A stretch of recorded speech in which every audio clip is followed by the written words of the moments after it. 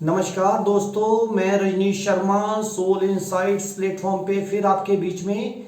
आज शुक्रवार है, आज क्वेश्चन आंसर डे है। बहुत से मित्रों ने बहुत से क्वेश्चंस पूछे हैं, लेकिन मैं उन्हीं क्वेश्चंस को लेने जा रहा हूं जो कि सबके लिए बहुत ही इम्पोर्टेंट हैं, उनकी लाइफ में बहुत ही महत्वपूर्ण है। तो सबसे पहले मैं सवाल लेने जा रहा हूं सूर्य ग्रह के ऊपर। एक मित्र ने पूछा है कि आप हर एपिसोड में बात करते हैं कि अगर सूर्य खराब हो जाए तो ऐसे हो जाएगा, खराब मैलेफिक हो जाए तो ऐसे हो जाएगा, सूर्य खराब कैसे होता है।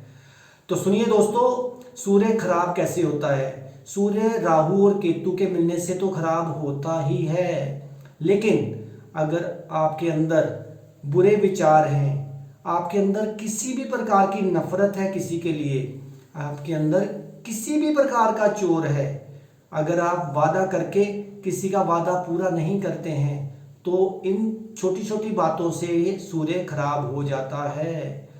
मैं तो यही कहूँगा कि राहु केतु के पास से तो सूर्य को बचाया जा सकता है, लेकिन जो आपके अंदर उठने वाले भाव, जो आपके अंदर उठने वाली नेगेटिविटी, उससे कभी भी आप अपने प्लैनेट्स को और अपने आप को नहीं बचा सकते हैं।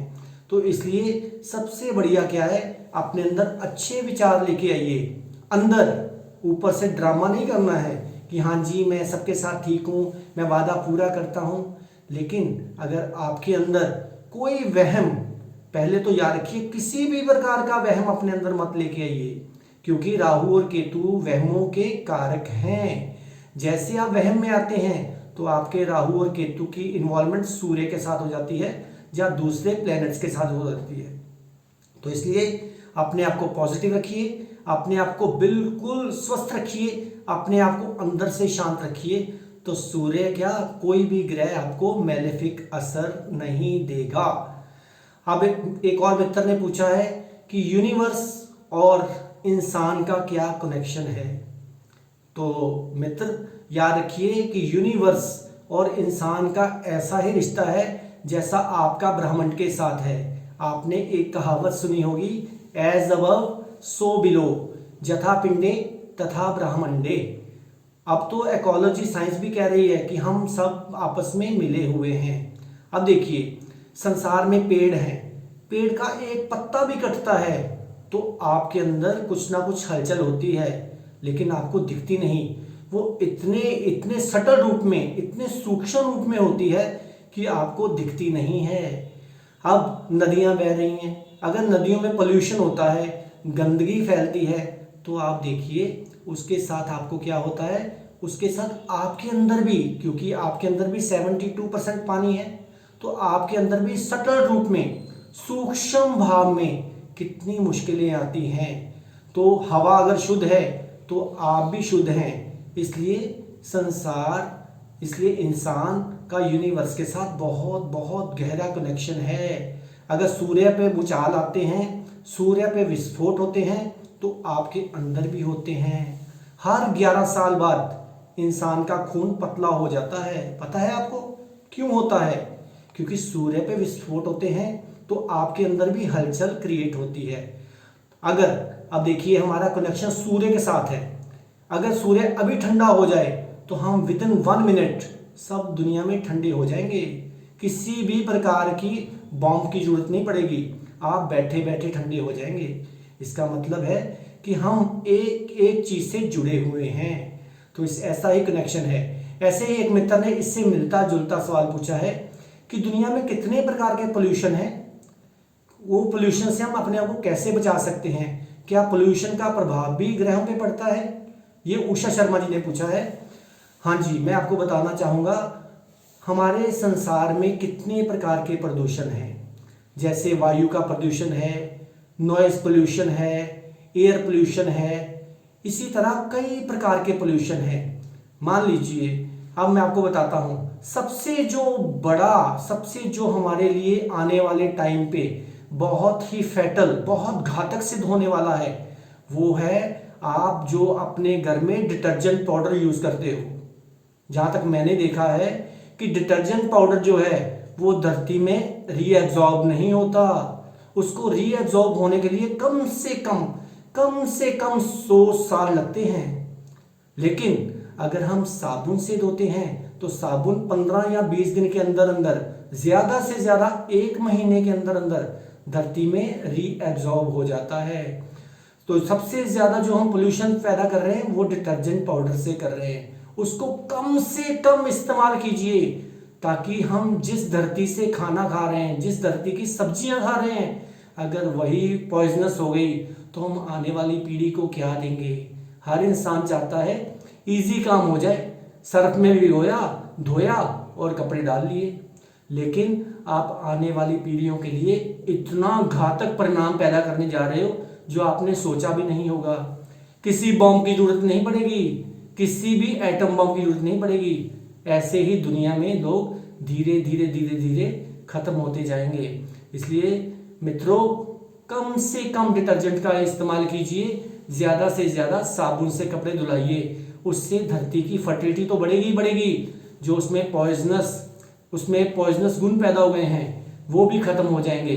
बाकी आपको पता ही है कि नॉइस पोल्यूशन के ऊपर मैं अक्सर बोलता हूँ, सबसे जो घातक है वो नॉइस पोल्यूशन है।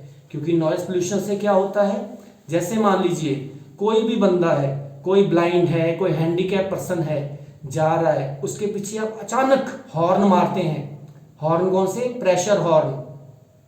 उससे क्या होता है, वो अचानक बंदा हड़बड़ाहट में आ जाता है। हड़बड़ाहट में आने से क्या होता है, वो गिर पड़ता है। तो इसलिए नॉइस पोल्यूशन जो है वो हमारे मानसिक संतुलन को बिगाड़ देता है। इसीलिए तो मनोरोग होते जा रहे हैं संसार में। तो कम से कम हॉर्न मारिए, नॉइस पोल्यूशन कम से कम पैदा कीजिए। बाकी जो एयर पोल्यूशन है, अपने आस पड़ोस में कहीं भी प्लास्टिक मत जलने दीजिए। प्लास्टिक जलेगा तो समझ लीजिए ऐसी ऐसी क्रॉनिक डिजीज आ जाएंगी जिसका कोई इलाज ही नहीं होगा। बोलने के लिए तो बहुत कुछ है पोल्यूशन के ऊपर, लेकिन मैंने वही बातें बोली हैं जो आजकल के ज़माने में ज़्यादातर लोग यूज़ कर रहे हैं। अब एक और मित्र ने पूछा है कि नॉलेज एंड नोइंग में क्या फ़र्क है, ज्ञान और जानने में क्या फ़र्क है। तो याद रखिए, जो ज्ञान है, ज्ञान तो आपको किताबों में मिल जाएगा, नॉलेज आपको किताबों में मिल जाएगी, लेकिन नोइंग, जानना, जो जानना है वो असली ज्ञान है। जानना कैसे होगा, जिसको हम कहते हैं इंट्यूशन, जो अंतर्दृष्टि है, वो अंतर्दृष्टि उसी के अंदर आती है जो कि अंदर से खाली होता है। तो इसलिए आप कोई भी दुनिया में शास्त्र जिसके पास इंट्यूशन है उसको दोबारा पैदा कर सकता है। किताबी ज्ञान तो बहुत है, लेकिन मैं किताबों में इतना विश्वास नहीं करता हूँ। पढ़ता हूँ, आपको वो गाइडलाइन देते हैं, जैसे कि माइलस्टोन बताता है कि दिल्ली कितनी दूर है, लेकिन उसको पकड़ के मत बैठ जाइए अगर आपने आगे बढ़ना है तो। इसलिए आप अपनी इंट्यूशन को बढ़ाइए, अपने अंदर को खाली कीजिए, क्योंकि ज्ञान, जो नोइंग है, जो जानना है, वो आपके पास उतर के नहीं आएगा, आपको ही उसके पास जाना पड़ेगा। जैसे कि सबसे बढ़िया मैं आपको छोटी सी उदाहरण देता हूँ, जैसे कि शिव भोले बाबा कैलाश पे बैठे हैं, तो इसलिए आपको वहाँ तक पहुँचना है तो मेहनत करनी पड़ेगी। ऊंचाई पे चढ़ने के लिए मेहनत करनी पड़ती है। तो उन्होंने ये पूछा है कि आजकल इतने ज्ञानी हैं, कितने ज्ञानी हैं, लेकिन हम उनको जान कैसे नहीं पाते। क्यों नहीं हम उनको जान पाते, हम उनको पहचान क्यों नहीं पाते कि ये बंदा ज्ञानी है, ये जानकार है, ये जानता है। देखिए दोस्तों, अगर हमने ऊपर नजरें उठानी, जो बंदा जानता होता है वो बहुत ऊंचाई पे बैठा होता है और हमारी नजरें कभी भी ऊपर नहीं ज्यादा देख पाती। अगर हम ऊपर देखना शुरू कर दें, अगर हम उस बंदे को नीचे से लेके ऊपर तक अच्छी तरह देख लें, तो आपको पता चल जाएगा कि असली दुनिया में ज्ञानी कौन है। और असली ज्ञानी वही है जो जानता है, जो जिसने नोइंग जानना होता है, जो जानता है, वो किताबी ज्ञान की बातें नहीं करेगा, वो वही बातें करेगा जो उसको अंतर्दृष्टि से उतरेंगी। तो इसी तरह बहुत से और भी सवाल है, कई सवालों के जवाब मैं अगले एपिसोड में दूंगा, क्योंकि समय की कमी के कारण मैं ज़्यादा नहीं बोल पाऊंगा। तो इसलिए आप तब तक मेरे चैनल को सब्सक्राइब कीजिए, सोल इनसाइट्स _RV रजनीश। तब तक आप खुश रहिए, आबाद रहिए, जिंदाबाद रहिए। नमस्कार।